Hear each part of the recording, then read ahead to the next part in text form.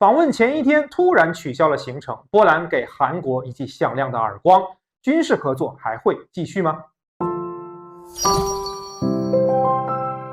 大家好，我是施涛。波兰总统杜达原定是在8月9号要访问韩国，但是在8月8号呢，波兰总统突然宣布呢取消访问韩国的计划。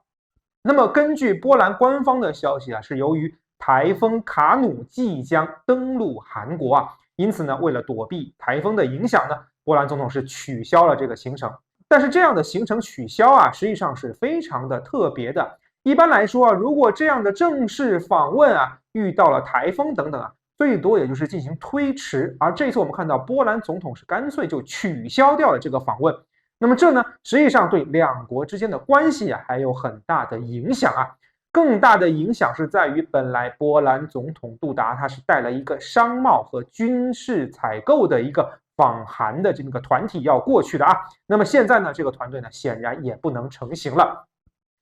那么在分析这个波兰总统突然取消访韩行程的时候我们可以看到这么几个原因第一，显然呢也确实是因为台风卡努的影响如果在台风期间访问韩国，不但是这个得不到很好的招待还有可能给韩国带来一系列的负担。因此呢，取消访问确实呢也是一个明智之举。但是呢，还有人把这个杜达取消访问呢归咎到了韩国在这一次所谓世界童子军露营大会上拉胯的表现。那么这一次大会是在韩国举办本身是一个韩国扩大对外影响的一个好机会。那么韩国呢，原来预计呢是要在这个闭幕式上把这个大会的旗帜交给下一届主办方是波兰但是呢，在这一次的这个露营大会的举办之中是出现了一系列的丑闻反而是给韩国带来了一些不良的影响那么这个波兰总统杜达估计也不愿意接过这个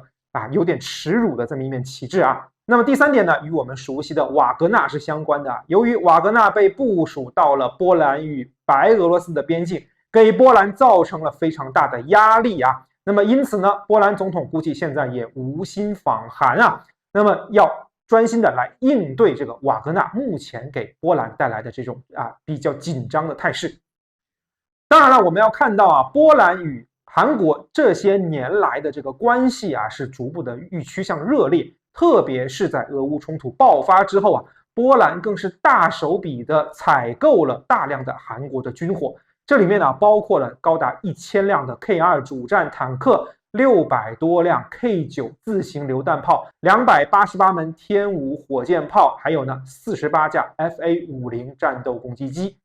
那么这么巨大的一个订单实际上是韩国军贸拿到的最大的订单也给韩国注入了一针强心针那么两国的之间的关系也是因为这样的军事合作快速的得到了提升。那么尹锡悦呢是刚刚在7月15号是访问了波兰。那么这一次杜达的访问呢本身也应该是一个回访。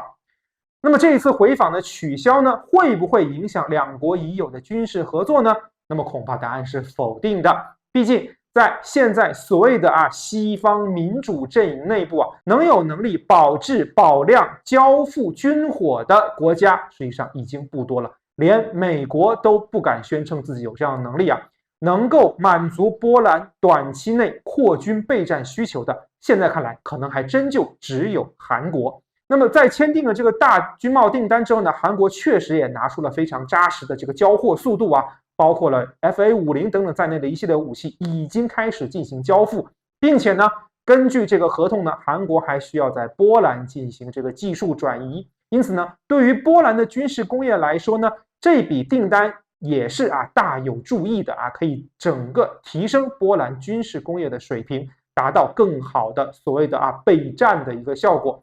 所以这一次杜达总统取消访问虽然韩国脸上无光但是呢，里子里面拿到了好处，估计还是不会有损失的。大家对这期话题有什么看法？欢迎在评论区我交流，也感谢您的关注、点赞、转发支持。咱们下期再见。